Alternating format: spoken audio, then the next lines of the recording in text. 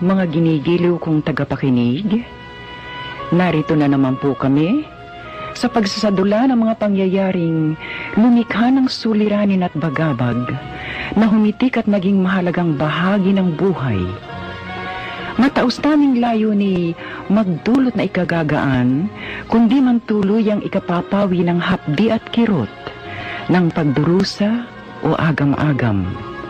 Sa huli, ako po'y mag-uukol ng maikling panukala o kuro-kuro na sana'y makasiya sa may-ari ng salaysay, makaaliw sa marami, at kapulutan ng aral ng ibang ang isip ay hinilam ng nanghinang kalooban at